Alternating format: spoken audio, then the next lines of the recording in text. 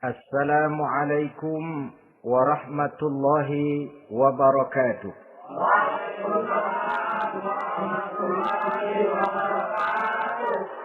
Alhamdulillah. Alhamdulillahil jabbaril qahhar, al-azizil ghaffar, khaliqil jannati wan nar. Wassalatu wassalamu ala sayyidina wa maulana Muhammadinil Mukhtar wa ala alihi wa ashabihil adhar. Amma ba'du. Saudara-saudara kaum muslimin rahimakumullah. Pada pertemuan kali ini kita akan membicarakan tentang neraka dan calon-calon penghuninya. Sesungguhnya kalau kita bicara tentang neraka, artinya kita bicara tentang akhirat. Dan kalau kita bicara tentang akhirat, kita bicara tentang alam gaib yang merupakan salah satu dari rukun iman yang 6, percaya kepada alam gaib. Kalau sudah bicara alam gaib, maka ini di luar batas kemampuan nilai-nilai ilmiah dan di luar batas kemampuan renungan filsafat. Ilmu pengetahuan akan buntu kalau sudah membicarakan alam gaib. Artinya, kehidupan di akhirat itu tidak bisa diteliti secara ilmiah. Filsafat pun akan ngambang kalau sudah membicarakan kehidupan di alam gaib. Karena itu kalau kita kembali kepada logika, jika kita ingin mengerti tentang caranya membuat bangku, kita pergi ke tukang bangku dan bertanya kepadanya. Kita ingin mengerti cara membuat mobil, kita pergi ke tukang mobil, ke bengkel mobil dan bertanya kepada ahlinya. Pun dalam urusan alam gaib, sudah sewajarnya kita kembali kepada penjelasan dari Sang Pencipta alam gaib, yakni Allah Subhanahu wa ta'ala. Dan melalui kitabullah Al-Quranul Karim, Allah telah menjelaskan masalah-masalah gaib berupa kehidupan di surga dan neraka itu secara jelas dan pasti. Dengan kata lain, di dalam membicarakan tentang neraka ini, yang menjadi dasar daripada pemikiran kita adalah rasa iman kepada Allah Subhanahu wa ta'ala. Karena soal neraka tidak pernah bisa dibuktikan dengan ilmu pengetahuan. Tidak bisa diselidiki sebab orang yang sudah pulang ke sana pun tidak pernah kembali lagi kemari untuk kita tanya bagaimana hal ihwal keadaan di sana. Saudara-saudara kaum muslimin rahimakumullah. Neraka dalam istilah Quran selalu disebut dengan narun, yaitu suatu tempat di akhirat nanti yang wujudnya berupa api yang bergejolak, bernyala dengan teramat dahsyatnya, sehingga dapat mengelupaskan kepala setiap orang dan menjulang ke hati. Diriwayatkan oleh Imam Bukhari dan Muslim bahwa Rasulullah sallallahu alaihi wasallam pernah bersabda, "Narukum hadhihi allati tuqiduna juz'un min 70 jazaan min harri jahannam." Qalu, "Wallahi in kanat lakafiyatun ya Rasulullah." Qala, "Fa innaha fadlat bi 69 jazaa." Apimu yang kamu pakai di dunia ini, kata Nabi, untuk memasak, untuk menyalakan lampu, api yang kau pakai di dunia ini cuma satu bagian kecil dari 70 kali bagian panasnya neraka jahanam. Sahabat waktu itu terperanjat lalu berkata, "Wallah, in kanat lakafiyatun ya Rasulullah." Ya Rasul, api di dunia ini saja sudah cukup untuk menghanguskan kami, untuk menghanguskan apa yang ada. Bersabda Rasulullah sallallahu alaihi wasallam, maka sesungguhnya api neraka itu dilebihkan panasnya dengan 69 kali daripada panasnya api di dunia ini. Jadi sepanas-panasnya api yang pernah kita rasakan di dunia ini, maka api di neraka nanti 69 kali lebih panas dari api yang kita rasakan paling panas di dunia. Hadis yang senada dengan penjelasan ini di samping Jawahirul Bukhari, kita bisa menemukannya dalam Mukhtasar Tazkiratul Qurtubi dan Mukhtasar Ibnu Abi Jamrah misalnya. Saudara-saudara kaum muslimin rahimakumullah. Sehingga boleh jadi seringan-ringan azab penduduk neraka di akhirat nanti, kata Nabi, seorang yang di telapak kakinya diletakkan kerikil neraka yang sangat kecil, lalu mendidih otaknya. Itu seringan-ringannya. Di tapak kakinya diletakkan kerikil neraka yang oleh karena panasnya lalu mendidih otaknya. Itu yang paling ringan. Nggak apa-apa. Cuma segitu aja. Di telapak kakinya ditaruh kerikil, otaknya lalu jadi mendidih karena menahan panas.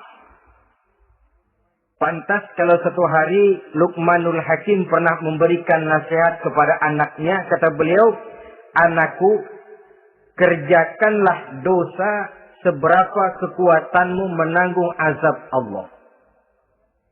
Dan laksanakan ibadah seberapa hajat dan keperluanmu kepada Allah. Berapa banyak hajatmu kepada Allah, begitulah kamu harus beribadah. Kalau kamu merasa tidak berhajat dan tidak perlu apa-apa kepada Allah, ya tidak usah ibadah. Logikanya kan begitu. Saudara-saudara, dalam hidup ini ada nggak yang nggak perlu kepada Allah? Ada nggak? Seluruh kita memerlukan Allah. Karena itu Luqman betul dengan bahasa diplomatis. Anakku, kerjakan ibadah seberapa hajatmu kepada Allah. Makin banyak hajatmu kepada Allah, makin banyak hendaknya kamu melaksanakan ibadah. Tapi kalau kamu sudah bisa merasa bisa hidup tanpa Allah, persilahkan kamu tidak usah ibadah. Sebaliknya, kerjakan dosa seberapa kekuatanmu menanggung azab siksaan Allah. Kalau merasa sudah belajar ilmu kebal, kira-kira di neraka nanti enggak apa-apa, persilahkan kerjakan dosa sebanyak-banyaknya. Tapi kalau masih berpikir, gua mah jangan dibakar di neraka, nginjek puntung rokok, gua lompat. Kalau masih berpikir ke situ, ya hati-hati, saudara-saudara. Nah, sebagaimana surga, neraka pun ada pintu-pintunya. Dan yang melalui pintu-pintu itu sesuai dengan dosa yang dia kerjakan pada waktu kehidupannya di dunia ini. Jadi setelah manusia diadili, mereka kumpul di padang mahsyar beramai-ramai. Yang mendapat kitab di tangan kanan, yang selamat dari proses pengadilan, yang sudah nyata lebih banyak kebaikannya daripada kesalahannya, wajah mereka berseri-seri. Tapi yang rapotnya merah, yang timbangannya lebih banyak kejahatannya, mereka mukanya udah pada gulem. Di tengah itulah kedengaran pernyataan dari Allah Subhanahu wa taala. Salamun qaulan min Rabbir Rahim. Ada ucapan selamat dari Allah, Tuhan yang Maha Pengasih dan Maha Penyayang. Salamun alaikum. Selamatlah kamu, wahai orang-orang yang kelak akan sampai ke surga. Yang lulus di pengadilan dapat ucapan selamat dari Allah. Tapi pada saat itu juga Allah mengatakan, wamtazul yawma ayyuhal mujrimun. Pada hari ini, semua orang-orang yang kurang ajar, supaya minggir. Wamtazul yawma ayyuhal mujrimun. Orang-orang yang durjana, kelompok durhaka, para pembuat dosa, misah hari ini, minggir semuanya. Kamu akan digiring ke dalam neraka. Saudara-saudara kaum muslimin rahimakumullah. Baik mereka yang akan menuju surga baik mereka yang akan masuk ke dalam neraka sama melintasi satu jembatan yang melintang di atas neraka.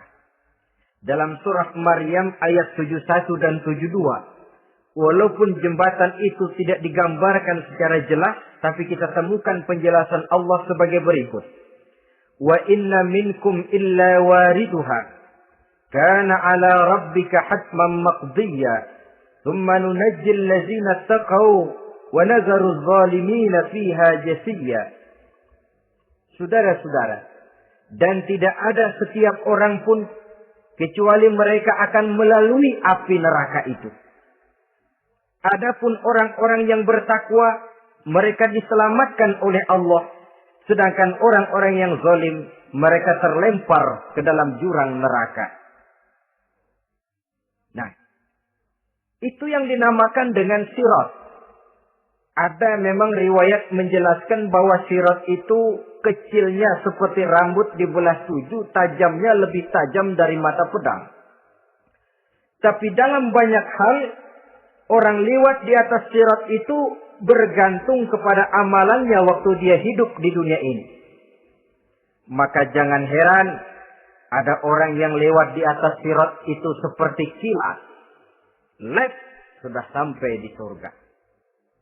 Ada yang lewat di atas sirat itu seperti orang terbang. Ada yang lewat di atas sirat itu seperti orang lari. Ada yang seperti jalannya unta. Ada yang merangkak. Ada yang gelantungan. Ada yang sudah hampir sampai ke tepian sana untuk masuk ke dalam surga. Terpeleset nyemplung juga ke dalam neraka. Sesuai dengan amalan pada waktu mereka hidup di kehidupan dunia yang sekarang ini. Saudara-saudara kaum muslimin rahimakumullah. Apabila orang terperosok lalu masuk ke dalam neraka, bagaimanakah ihwal keadaan di neraka? Panasnya sudah kita jelaskan tadi. 70 kali lipat dari sepanas-panasnya api di dunia ini. Lalu orang-orang yang masuk ke dalam neraka, mereka juga mendapat pakaian, makanan, minuman, perhiasan. Tapi makanannya, minumannya, perhiasannya lain dengan orang-orang yang sampai di surga.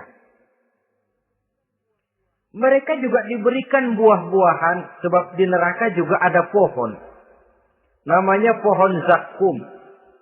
Buahnya duri dari api. Dan itu yang akan jadi lalap makanannya orang-orang neraka.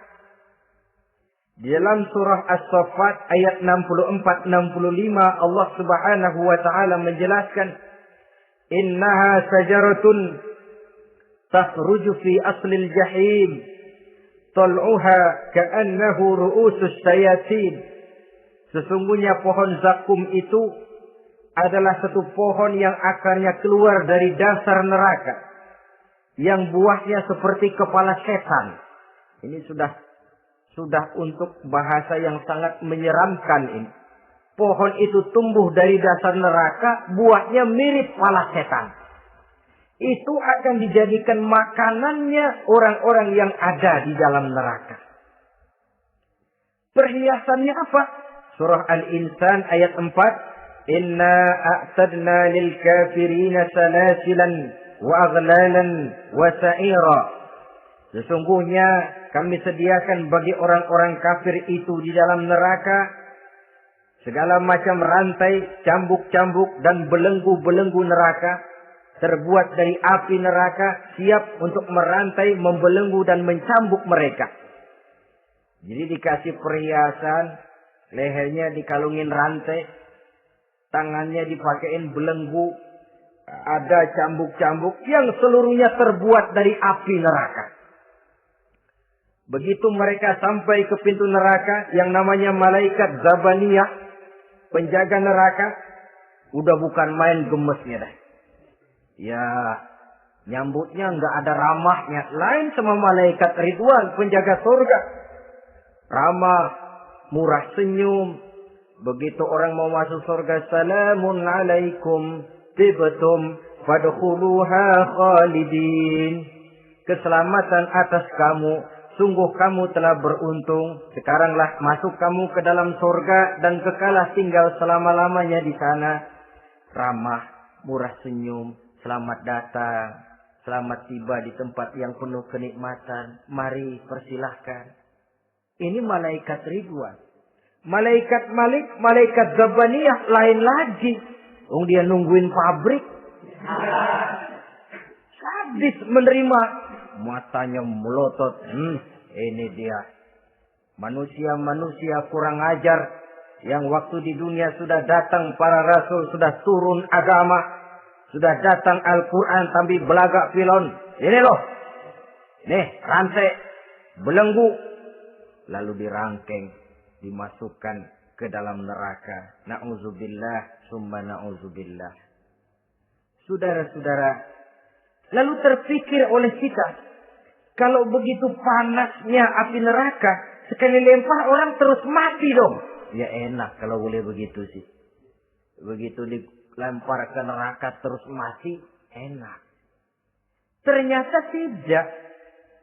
Kepedihan neraka adalah kepedihan yang kekal dan terus menerus.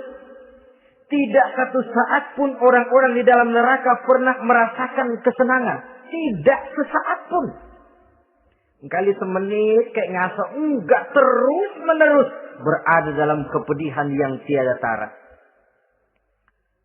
Al-Quran menjelaskan kullama nadijat juluduhum baddalnahum juludan ghairaha. Apabila hancur kulitnya, kami ganti dengan kulit yang baru. Supaya apa? Liyazukul azab. Biar dia rasain azab. Rasain dulu. Hancur kepalanya, buletin lagi. Hancur kulitnya, bikin lagi. Berantakan isi perutnya, disempurnakan lagi, digiling lagi. Terus menerus begitu. Tidak sedetik pun penduduk neraka itu pernah mengalami istirahat. Barangkali pakai jam istirahat lumayan. Ini enggak ada. Ada bel keneng istirahat, azab dicabut. Tidak. Terus menerus dan selalu begitu. Satu detik saja pun mereka tidak pernah istirahat dari siksaan dan azab yang mereka terima.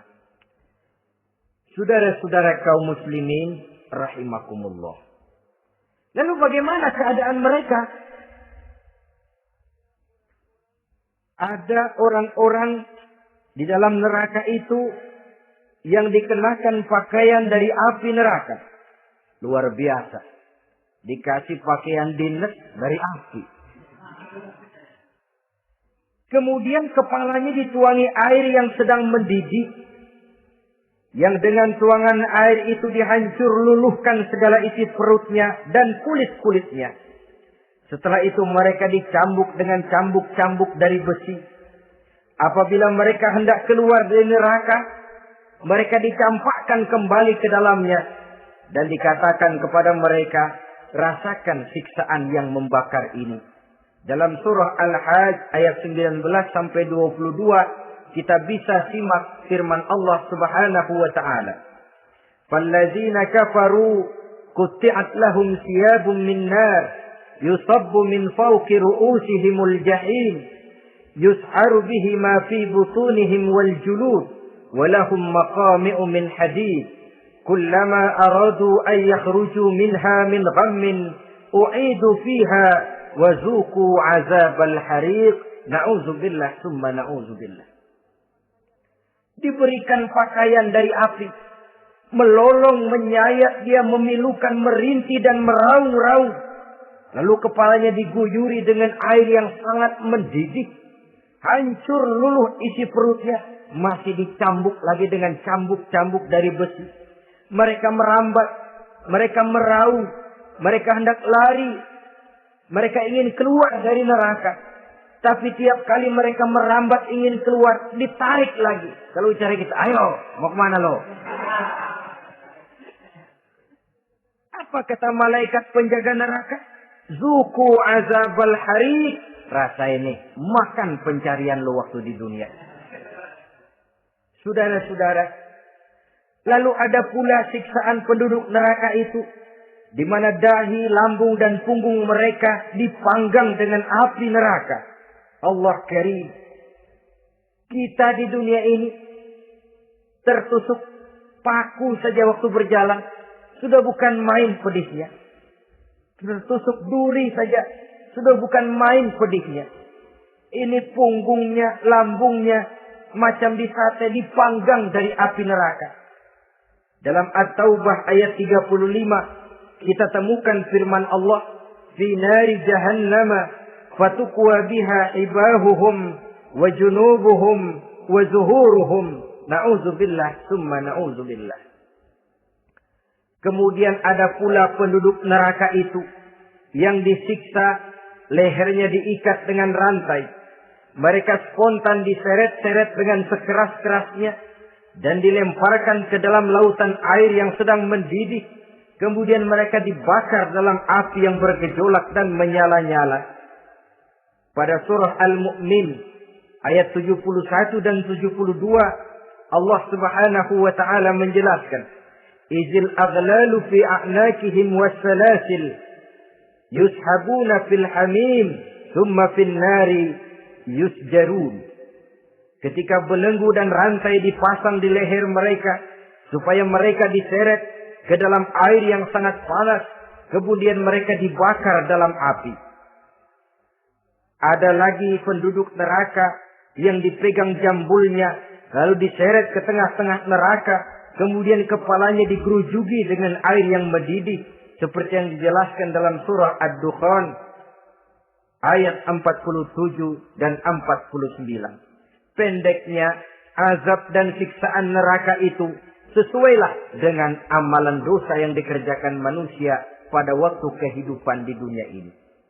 Maka dalam puncak perjalanan Mi'raj misalnya kepada Rasulullah sallallahu alaihi wasallam diberikan berbagai macam penglihatan sebagai contoh dan tamsil dari kehidupan di dunia ini.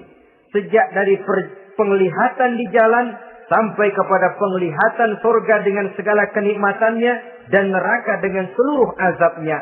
Seluruhnya merupakan contoh teladan. Misalnya dalam perjalanan ketika hendak Mi'raj itu, sebelum berangkat Rasul disodorkan 2 minuman. Segelas berisi arak, segelas lagi berisi susu. Kata malaikat Jibril, ambillah salah satu minuman itu ya Muhammad. Lalu Rasul dengan tidak ragu-ragu, mantap betul beliau mengambil gelas yang berisi susu. Lalu beliau minum. Setelah beliau minum itu, malaikat Jibril berkata, "Shaddaqta ya Muhammad. Engkau telah benar Muhammad. Laqad asabtal haq." Pilihanmu tepat. Kenapa ya Jibril? Untung susu yang kamu minum Muhammad. Kalau arak yang kamu ambil, pasti umatmu bakal jadi umat yang teler semua. Ini pun satu contoh buat kita semua. Bahwa dalam kehidupan kita selalu berhadapan dengan susu dan arak. Berhadapan dengan hak dan batil. Berhadapan dengan benar dan salah. Maka hati-hati kita jangan sampai salah pilih karenanya. Lalu yang ada kaitannya dengan persoalan kita. Penglihatan yang diberikan Allah kepada beliau di neraka. Beliau melihat sekelompok orang dilontari kepalanya dengan batu dari api neraka. Tiap kali dilontari di kepala itu hancur berkeping-keping, berantakan otaknya. Lalu dibulatkan kembali. Setelah kepala itu bulat kembali, disambitin lagi. Menjerit, meraung, merintih kesakitan. Hancur kepalanya, berantakan otaknya. Lalu dibulatkan lagi. Terus menerus begitu, tidak pernah berhenti. Sampai Rasul bertanya, "Ya Jibril, ini orang kenapa kepalanya dilontari dengan api neraka sampai hancur lalu dibulatkan kembali?" Kata malaikat Jibril, "Ya Muhammad, itulah contoh daripada umatmu yang berat untuk sujud kepada Allah Tuhannya. Itulah contoh dari umatmu yang waktu hidup di dunianya tidak pernah mendirikan sholat sama sekali. Sombong yang paling sombong adalah sombong kepada Allah. Artinya tidak mau sujud kepada Sang Maha Penciptanya. Jadi barangkali saudara punya cita-cita atau keinginan, saya mau yang ini saja. Persilahkan, gak usah sembahyang. Lalu ada lagi sekelompok kaum. Perutnya besar, sebesar rumah. Dililit dengan kala dan ular dari api neraka. Diseret-seret dia di jurang neraka. Dipatoki ular, hancur perutnya. Dibulatkan lagi perut itu. Diseret kembali, hancur lagi. Dibulatkan lagi. Terus menerus seperti itu. Kata Nabi Jibril, ini apa lagi? Kata malaikat Jibril, wahai Muhammad, inilah contoh daripada umatmu yang waktu di dunia suka makan riba alias renten dan suka makan harta anak yatim. Suka ngobyekin anak yatim. Sok jadi pengasuh anak yatim. Anak yatimnya lapar, pengasuhnya yang pada kenyang. Saudara hadirin yang saya muliakan. Orang yang makan riba alias renten. Orang yang makan harta anak yatim. Begitu gambaran yang diperlihatkan kepada baginda Rasulullah Sallallahu Alaihi Wasallam. Sebagian lagi ada penduduk neraka yang kukunya terbuat dari tembaga dari api neraka. Panjang sangat kukunya itu. Lalu mencakar-cakar mukanya sendiri. Hancur mukanya berantakan dicakari oleh kukunya itu. Lalu dibulatkan lagi. Dicakar lagi. Hancur lagi. Dibulatkan lagi. Pengangguran benar ya orang. Muka sendiri dicakarin sendiri. Ya Jibril, ini tamsil apa Jibril? Ya Muhammad, itulah contoh dari umatmu yang pada waktu di dunianya nggak pernah rukun sama sesama saudaranya muslim. Suka nyari aib orang lain. Suka ngejelekin orang lain, padahal orang lain itu saudaranya seakidah. Kan sama dengan nyakar muka sendiri namanya. Menepuk air di dulang, terpercik muka sendiri. Kejelekan saudaranya dikorek-korek. Aib saudaranya diobral di pasar umum. Orang macam itu nanti. Tangannya akan tumbuh kuku panjang dari tembaga. Yang akan mencakar dan mengoyak-ngoyak mukanya sendiri. Itu kita bisa lihat nanti.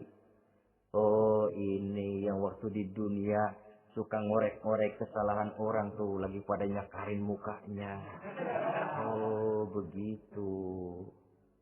Saudara-saudara kaum muslimin rahimakumullah. Oleh karena itu Nabi ajarkan kita, tuba liman syaghalahu aibuhu an uyubin nas. Beruntung orang yang aib dan kekurangan pada dirinya menyebabkan dia sibuk sampai enggak sempat ngorek-ngorek aib dan kekurangan orang lain. Introspeksi. Beruntung orang yang celak dirinya menyebabkan dia sibuk dan tidak sempat ngorek-ngorek aib pada diri orang lain. Ada pula di antaranya dilihat oleh Rasul. Di antara penduduk neraka itu orang yang lidahnya terjulur memanjang. Kemudian dipotong lidah itu dengan gunting dari api neraka. Menjerit dan memekik ia menahan sakit yang tiada tara. Sampai Rasul bertanya kepada malaikat Jibril, kalau ini tamsil apa lagi ya Jibril? Kata malaikat Jibril, wahai Muhammad, inilah contoh dari umatmu, orang-orang yang waktu di dunia tidak pandai menjaga lidahnya, suka menggunjing orang, suka memfitnah orang, suka ghibah dan namimah, suka ngomongin orang di belakang yang bersangkutan. Maka hari ini lidahnya menjulur menjadi panjang dan dipotong dengan gunting dari api neraka. Lalu Rasul juga melihat sekelompok orang perempuan tergantung rambutnya dari gantungan api neraka. Kemudian dipanggang dari duburnya sampai ke atas kepalanya dengan tombak dari api neraka, meraung dan merintih serta mengeluarkan nanah dari kemaluannya. Rasul bertanya, ini apa lagi ya Jibril? Kata malaikat Jibril, inilah perempuan yang waktu di dunia tidak pandai menjaga kehormatan dirinya. Ahli zina dan tukang umbar saudara-saudara kaum muslimin rahimakumullah, banyak lagi tamsil-tamsil yang dicontohkan dalam puncak perjalanan Mi'raj yang seluruhnya merupakan peringatan bagi kita umat Rasulullah sallallahu alaihi wasallam. Nah, kemudian sekarang marilah kita bicarakan neraka itu satu demi satu. Yang pertama, dan ini yang paling dikenal orang, neraka Jahannam atau naru Jahannam. Siapa yang dijelaskan Allah akan menjadi penghuni neraka Jahannam ini? Pertama dalam surah Al-Ankabut ayat 68. Wa man azlamu mimman iftara 'ala Allahi kadziban aw kazzaba bil haqqi lamma ja'ahu alaysa fi jahannam maswal lil kafirin. Adapun orang-orang yang zalim kepada Allah, mendustakan ayat-ayat Allah dan mendustakan kebenaran setelah datang kebenaran itu, bukankah neraka Jahannam merupakan tempat kembali bagi orang-orang kafir? Jadi dalam Al-Ankabut ayat 68 ini dijelaskan, penduduk neraka Jahannam itu pertama adalah orang-orang kafir. Siapa orang kafir?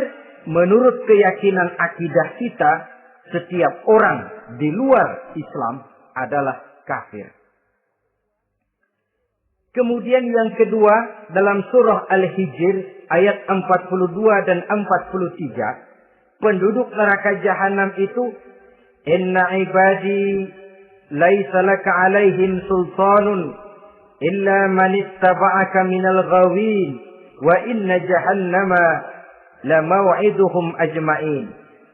Sesungguhnya hamba-hambaku tidak akan bisa kamu kuasai, hai iblis, kecuali mereka yang mengikuti tipu dayamu. Sesungguhnya neraka Jahannamlah tempat mereka seluruhnya.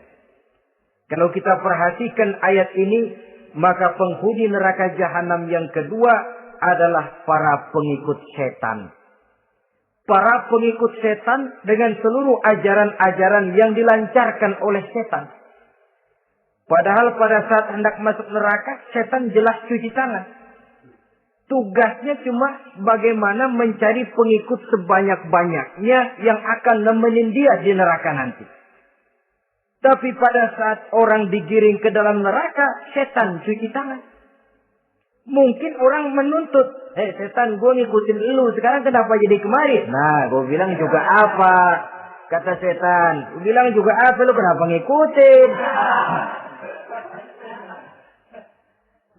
Dan setan ini menebar ranjau dalam segala bentuknya, dengan segala macam caranya. Para pengikut setan yang menjauhi tuntunan agama, memperturutkan hawa nafsunya. Setan membisiki manusia lewat minuman keras. Setan masuk manusia lewat judi, lewat zina, lewat kenikmatan yang melalaikan orang dari kehidupan akhirat dan selanjutnya. Dengan segala macam jalan.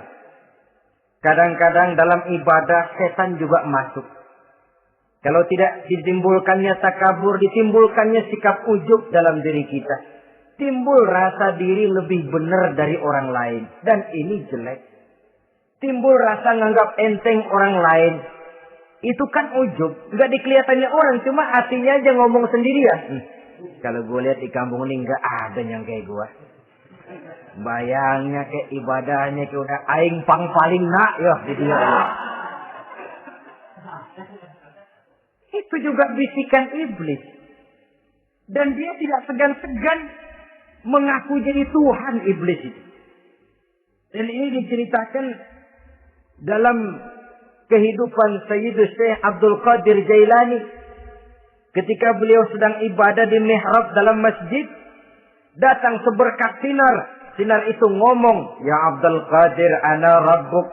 Hai Abdul Qadir, aku Tuhanmu, kata cahaya tadi. Sudah cukup kamu ibadah Abdul Qadir. Sembayangmu udah banyak, puasamu udah banyak, jihadmu cukup.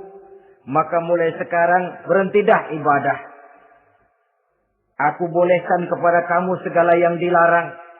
Cuma yang didatangi Syekh Abdul Qadir. Sehingga mendengar cahaya tadi ngomong begitu, beliau ambil kasut sendal, disambitnya cahaya tadi, izhab ya la'in. Pergi, laknat, terkutuk, iblis kamu. Masa saya disuruh berhenti sembahyang karena hati saya sudah baik? Kalau hati sudah baik lalu boleh berhenti sembahyang, mestinya yang paling dulu berhenti sembahyang Nabi Muhammad, sebab beliau orangnya paling baik. Tapi Nabi hatinya baik, sholat jalan terus, hukum halal haram berlaku. Ini kadang-kadang orang sekarang baru ibadah dikit banget merasa dapat bisikan katanya. Wangsit. Dia berhenti sembahyang madep mulu, nah madep mudik sembahyang. Bikin ajaran yang aneh-aneh. Nah kalau satu orang boleh dapat wangsit, saya juga boleh dong ngomong dapat wangsit. Saya juga boleh dong mendirikan aliran kepercayaan. Saya ngilang dulu dari kampung saya kira-kira 3 tahun. Saya nyepik di kaki Gunung Salak, pulang piara jenggot, pakai belangkon. Di depan nama saya pakai embel-embel mbah. Saya ngaku dapat wangsit di Gunung Ano, mewahyukan kepada saya ano. Saya cari murid yang fanatik. Saudara-saudara kaum muslimin rahimakumullah. Setan membisiki manusia hatta kita sedang ibadah sekalipun dibisikinya. Caranya, mula-mula dia bisikin, lu sembahyang buru-buru dah. Buru-buru dah. Akhirnya apa? Rukuk kita nggak sempurna, sujud kita nggak lengkap, tumakninah kita kurang, bacaan kita tajwidnya nggak kena.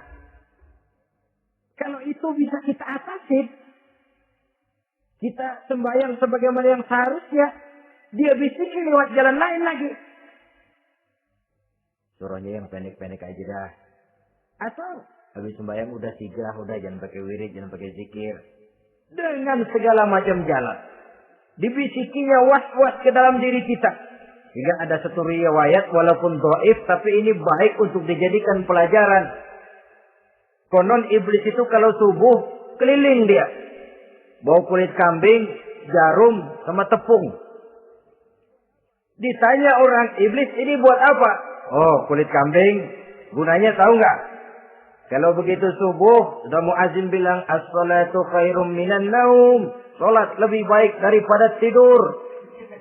Maka ini kulit kambing mulai aku hamparkan buat hamba-hamba Muhammad. Jadi begitu dengar azan, cuma udah bikin hangat udah tidur. Kenapa? Kulit kambing belis masuk. Saudara-saudara, lalu kata orang tadi lagi, lah kalau tepung buat apa itu? Oh, tepung. Itu kalau umat Muhammad mau baca Quran, baca kitab, mutola'ah, gua aurin tepung matanya. Biar dia sepet. Makanya kalau sudah ngaji, baca Quran, bawaannya udah ngantuk aja ngantuk. Oh begitu, iya. Nah kalau duri paku itu buat apa? Nah ini duri paku. Kalau umat Muhammad mau hadir di majelis taklim, mau pergi ngaji, mau duduk iktikaf di masjid, gua pasangin paku di pantatnya. Jadi kalau sudah duduk di masjid, kelasat, kleset. Hadir di majelis taklim, kelasat, kleset. Bawaannya mau udahan melulu. Itu duri-duri dan paku-paku yang memang ditebarkan oleh iblis.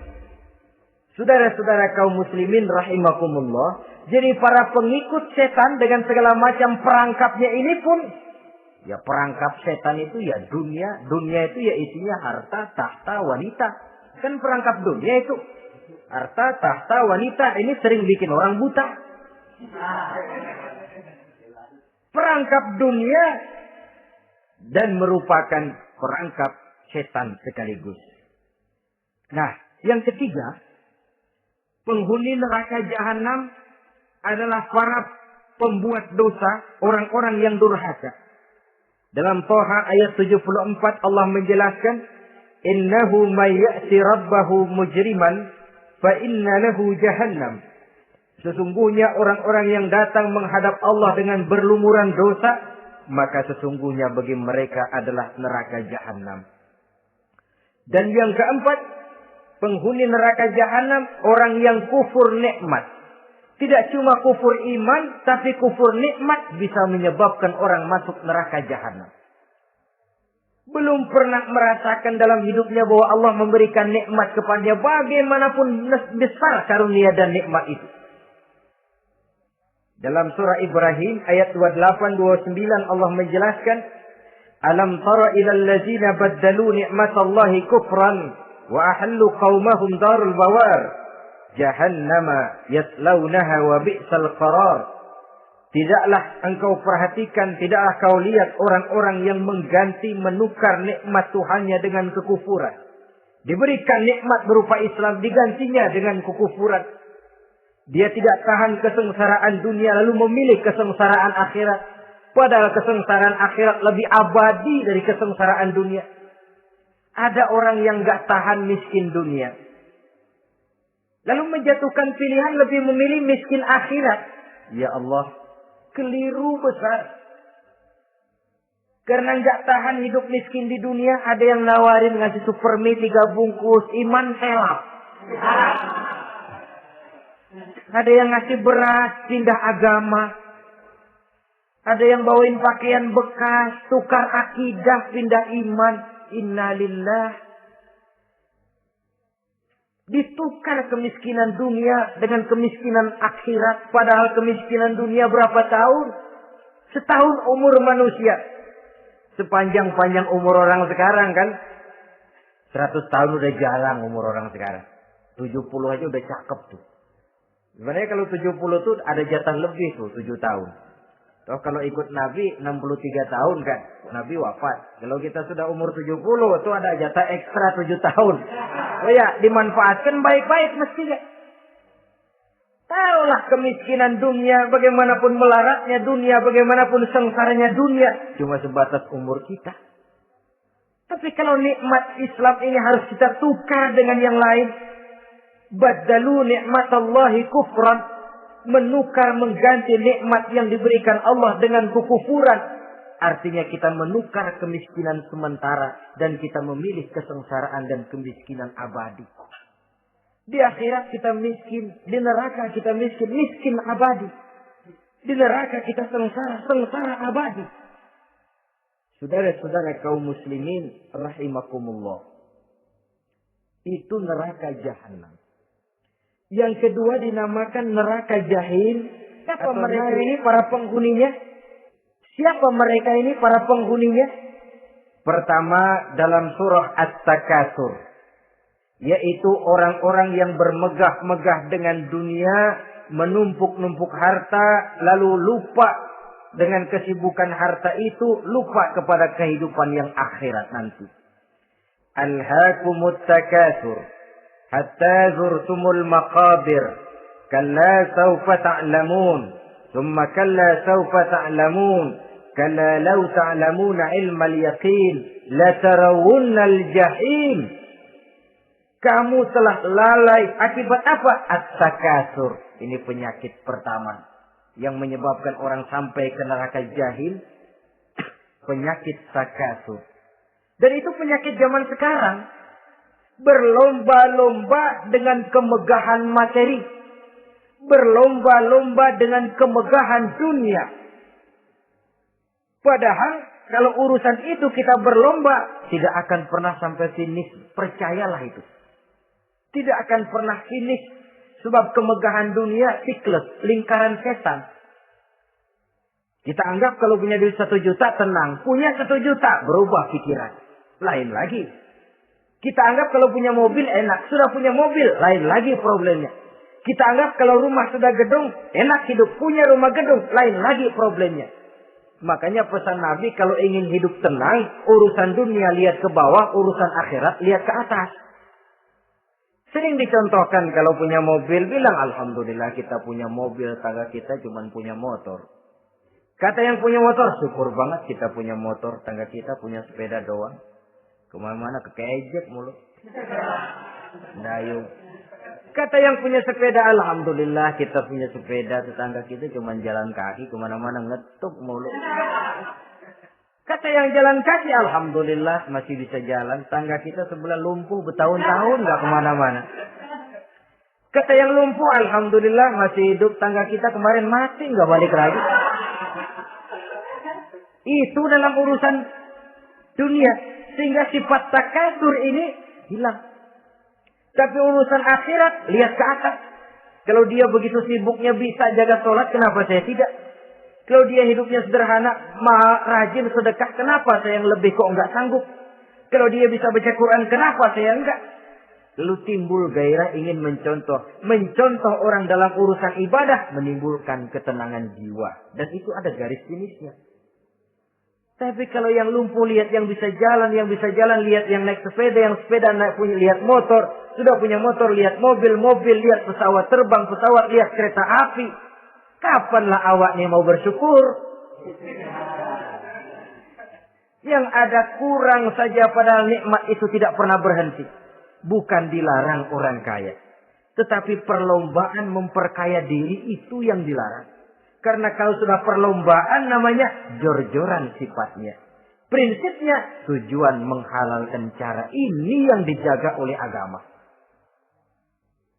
Saudara-saudara, selain penyakit takasur yang menyebabkan orang sampai ke neraka jahim, juga perbuatan durjana. Dalam Al-Infitor ayat 13-14. Innal abrara lafi na'im wa innal fujjara lafi jahim. Orang-orang yang berbakti, berbuat kebajikan, mereka akan mendapatkan neraka surga naim. Tetapi orang-orang yang fujar, durjana, kurang ajar, durhaka, lafi jahim. Mereka akan mendapatkan neraka jahim. Lalu siapa lagi penghuni jahim itu? Orang-orang yang menentang dan menantang ayat-ayat Allah. Wallazina sa'au fi ayatina mu'ajizin ulaika ashabul jahim. Dan orang-orang yang berusaha menantang ayat-ayat Allah sehingga melemahkan orang-orang yang mau mengikuti rasul-rasul Allah. Menantang ayat Allah dan membuat lemah orang yang mengikuti rasul. Melemahkan semangat orang yang mau mengikuti khitah dan perjalanan Rasul. Kamu bangun masjid, iya. Berat, jangan. Jangan aja kapok. Majelis taklim, pahit. Ngaji, berat, melemahkan ini. Sudah dia rusak, merusak lagi. Kalau rusak kan cuma sendirian. Ini tidak. Sudah rusak, merusak.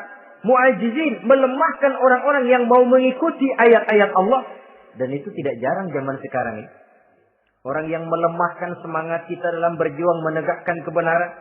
Kita yakin Islam agama yang benar. Kita yakin Islam agama yang sempurna. Ada saja orang yang melemahkan semangat kita. Yang berteori bahwa ada ayat-ayat Quran yang tidak relevan lagi dengan situasi dan kondisi. Yang berteori bahwa Nabi Muhammad cuma sebagai manusia biasa yang tidak terlepas kemungkinan dari salah. Pendeknya melemahkan nilai-nilai semangat kita untuk memperjuangkan Islam ini. Ini pun termasuk mu'ajizin. Mereka akan menemukan nanti di akhirat kapling di dalam neraka yang dinamakan neraka jahim. Na'udzubillah summa na'udzubillah. Yang ketiga, saudara-saudara, di antara nama neraka itu adalah neraka hawiyah.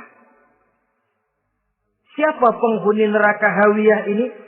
Dalam surah Al-Qari'ah ayat 8-11 dijelaskan secara simpel, wa amma man khaffat mawazinuhu fa ummuhu hawiyah. Adapun orang-orang yang ringan timbangan kebaikannya, maka tempatnya adalah neraka hawiyah. Artinya, orang ini lebih berat timbangan kejahatannya. Sedikit kebaikannya, sehingga jadi ringan di timbangan akhirat nanti. Sholat. Puasa. Zakat. Tapi dosa yang dikerjakan masih lebih banyak ketimbang kebaikan yang dikerjakannya itu. Maka orang semacam ini apabila tidak mendapat syafaat, maka dia akan masuk ke dalam neraka yang namanya neraka hawiyah. Lalu yang keempat, neraka wail. Dalam surah Al-Ma'un ayat 1-7 garis besarnya yang mendapat neraka wail adalah para pendusta agama. Siapa sih pendusta agama itu? Ara'aital ladzi yukadzibu bid-din. Tidakkah kamu lihat siapa orang-orang yang mendustakan agama? Mendustakan agama. Beragama tapi bohong. Salatnya bohong. Hajinya bohong. Puasanya bohong. Mendustakan agama. Siapa mereka? Fadzalikal ladzi yad'ul yatim. Pertama, orang yang suka menghardik anak yatim. Anak yatim yang lemah, anak yatim yang tidak berdaya, yang hidup dipayungi kemiskinan dan kekurangan, bukan ditolongnya, malah dihardiknya. Jangan lupa, saudara yang sudah 2-3 kali pergi ke Makkah, saudara yang khusyuk dalam sujudnya, saudara yang mantap dalam puasanya, mungkin saja bisa terhalang masuk ke dalam surga. Karena di samping rumah saudara, ada anak yatim merintih menahan lapar dan haus. Saudara tahu, saudara mampu, tapi saudara diam saja tidak mau mengulurkan tangan. Mungkin itu yang akan mengganjal saudara untuk masuk ke dalam surga. Wala yahuddu ala tu'amil miskin. Mereka membiarkan fakir miskin, tidak memberikan makan. Kemudian fawailul lil musallin. Mereka juga melalaikan salat. Allazina hum an salatihim sahun. Allazina hum yura'un. Mereka juga riak di dalam amalnya. Saudara hadirin kaum muslimin rahimakumullah. Melalaikan salat, kemudian riak dengan amalnya, termasuk amalan salatnya. Kalau jadi imam, bahasanya dibuat sepasih-pasihnya, surahnya yang panjang-panjang, paling pendek sabbihis sama wadduha. Tapi kalau sholat sendirian cukup kul huwallahu ahad sama inna a'tainakal kautsar. Hilang lagi nilai keikhlasannya. Dan terakhir, mereka enggan untuk membayar zakat. Yang memenuhi ciri-ciri inilah yang dikatakan sebagai pendusta agama. Menghardik yatim, membiarkan fakir miskin, melalaikan sholat, ria, dan enggan membayar zakat. Mereka divonis mendapat neraka wail. Seperti dalam surah Al-Ma'un ayat 1 sampai dengan 7. Saudara-saudara kaum muslimin rahimakumullah. Yang kelima, neraka sa'ir. Neraka sa'ir ini pertama buat mereka yang memakan harta yatim.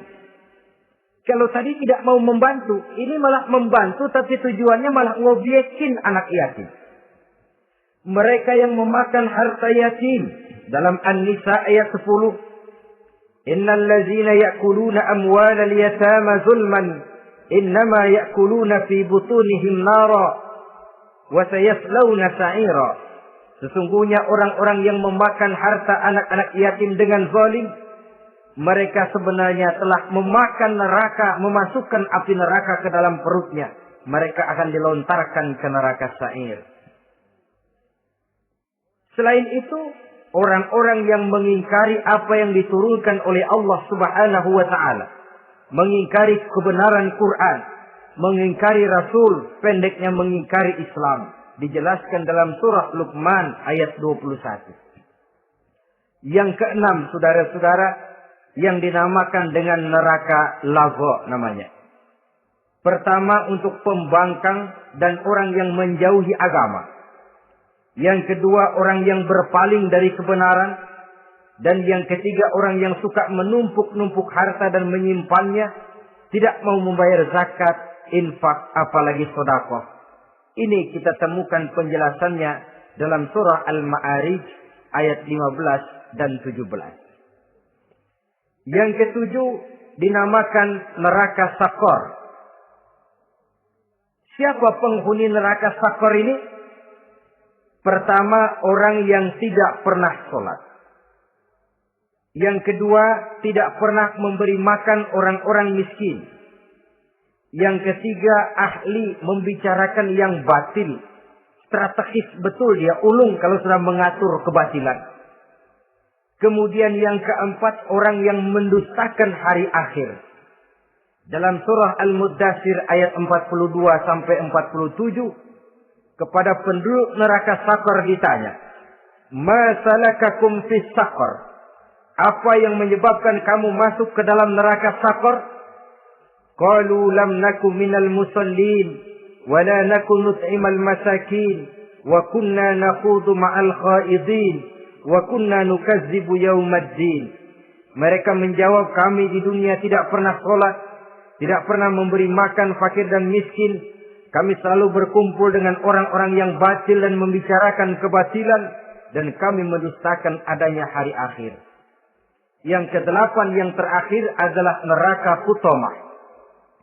Ini diperuntukkan bagi para pengumpat, pencela, para penghina orang lain, mencari aib saudaranya, kemudian juga mereka menumpuk, menghitung-hitung harta, lalu kikir dan bakhil dengan hartanya itu. Dalam surah Al-Hujurat ayat 11-12, kemudian surah Al-Humazah ayat 1 sampai dengan 7, kita temukan penjelasan itu. Pada akhirnya saudara-saudara, kalau penduduk surga mereka kekal di dalamnya, maka penduduk neraka ini ada dua macam. Ada penduduk musiman, ada penduduk permanen. Kalau yang namanya penduduk permanen itu sudah punya paspor KTP. Memang penduduk permanen itu mereka yang kekal selama-lamanya di dalam neraka. Mereka lah orang-orang musyrik dan orang-orang kafir, termasuk orang-orang munafik. Bahkan lebih dahsyat lagi yang namanya munafik. Kata Allah, innal munafiqin fid darkil asfal minan nar. Orang munafik itu berada di dasar jurang neraka yang paling bawah, keraknya neraka. Saudara-saudara, adapun penduduk yang semi permanen, ia masuk neraka buat sementara saja, sekedar dengan dosa-dosa yang dikerjakannya. Mereka adalah orang-orang mukmin yang asli, orang-orang Islam yang waktu di dunianya berbuat dosa. Mereka masuk ke dalam neraka, menerima azab sesuai dengan dosa yang dikerjakannya. Setelah itu mereka akan diangkat dari surga untuk ditempatkan di dalam. Mereka akan diangkat dari neraka untuk ditempatkan di dalam surganya Allah Subhanahu wa ta'ala. Seperti banyak dijelaskan dalam hadis-hadis sahih yang diriwayatkan oleh Imam Bukhari dan Muslim. Nah, inilah sekelumit tentang neraka dan calon-calon penghuninya. Mudah-mudahan Allah jauhkan kita. Allah jauhkan anak cucu kita. Allah jauhkan seluruh keluarga kita dari neraka dan dari azab neraka. Terima kasih dan mohon maaf. Wassalamualaikum warahmatullahi wabarakatuh.